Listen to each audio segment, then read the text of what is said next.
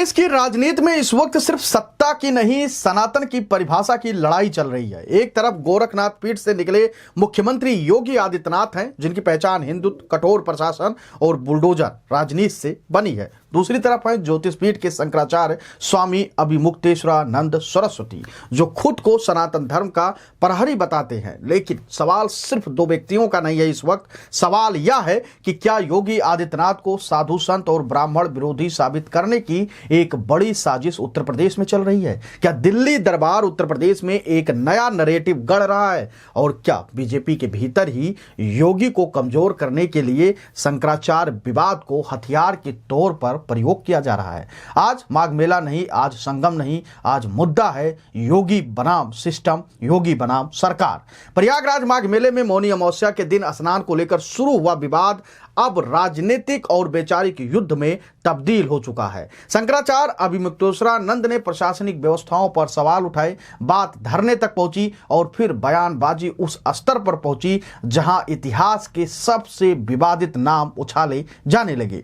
अभिमुक्तेश्वरानंद ने योगी आदित्यनाथ को औरंगजेब से भी बदतर बताया, सनातन विरोधी कहा और यहां तक कह दिया कि योगी हिंदू परंपराओं को कमजोर कर रहे हैं। यह कोई सामान्य आरोप नहीं थे शंकराचार्य के द्वारा लगाए गए, यह सीधे योगी की कोर हिंदुत्व छवि पर हमला था।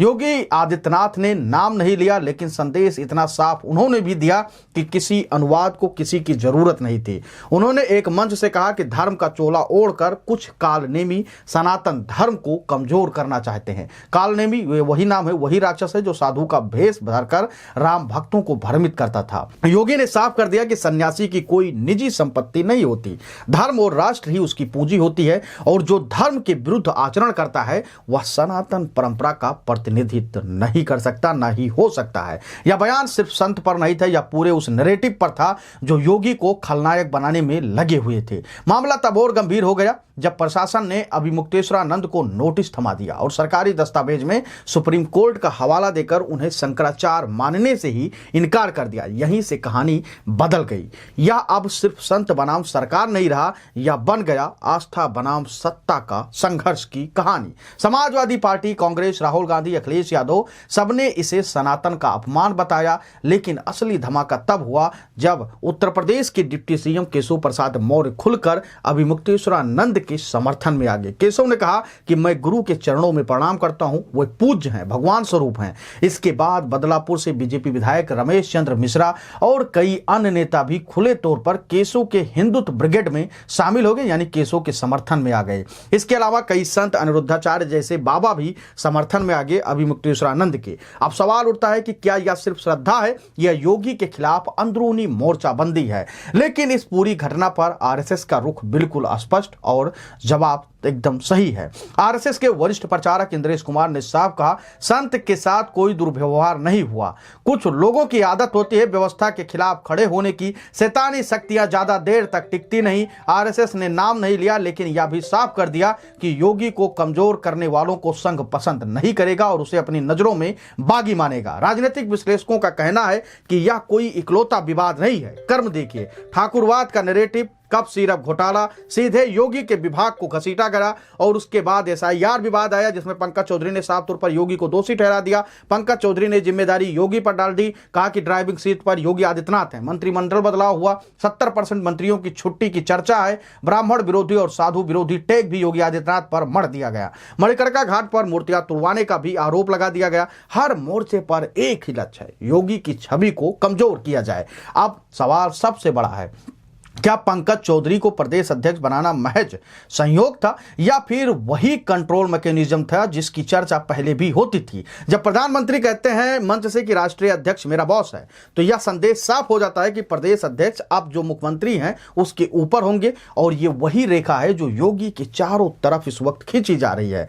अब इस पूरे विवाद ने ना तो सिर्फ योगी बनाम शंकराचार्य की रही है, न सिर्फ माघ मेला का। यह लड़ाई कौन हिंदुत्व का चेहरा होगा, कौन सत्ता के केंद्र में रहेगा, बनेगा और क्या योगी आदित्यनाथ को 2027 से पहले ही कमजोर कर दिया जाएगा, यह सबसे बड़ा सवाल बन गया है। उत्तर प्रदेश की राजनीति अब सिर्फ लखनऊ में नहीं, दिल्ली के गलियारों में तय हो रही है और योगी अब सिर्फ मुख्यमंत्री नहीं, एक नैरेटिव का लड़ाई लड़ रहे हैं। हालांकि योगी के इस लड़ाई में बीजेपी का भले ही कोई बड़ा चेहरा खोलकर उनके साथ ना आया हो, लेकिन आरएसएस, कन्हैया मित्तल, राम भद्राचार्य आदि कई संत खुलकर योगी के समर्थन में इस वक्त मैदान में है।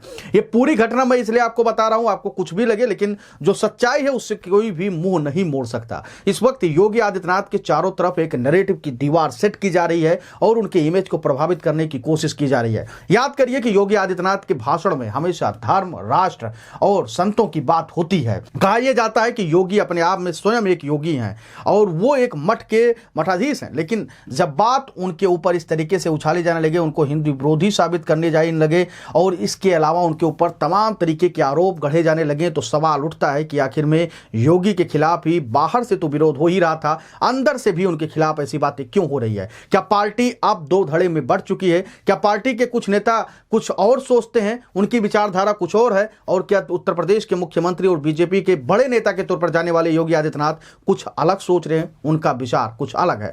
आप अपनी राय हमको जरूर दीजिएगा और बताइएगा कि केशव प्रसाद मौर्य ने जिस प्रकार से समर्थन किया है और पंकज चौधरी लगातार एसआईआर, मंत्रिमंडल में बदलाव को लेकर जिस प्रकार से हमलावर हैं और जिस प्रकार से दिल्ली से संदेश दिया गया कि अब जो प्रदेश अध्यक्ष होगा, जो राष्ट्रीय अध्यक्ष होगा, वही पूरी सरकार का बॉस होगा, उसको लेकर आप क्या कुछ सोचते हैं? और अभिमुक्तेश्वरानंद और योगी आदित्यनाथ के बीच जो टकराव है उसको लेकर आप क्या कुछ सोचते हैं? आप अपनी राय हमको जरूर दीजिएगा। धन्यवाद।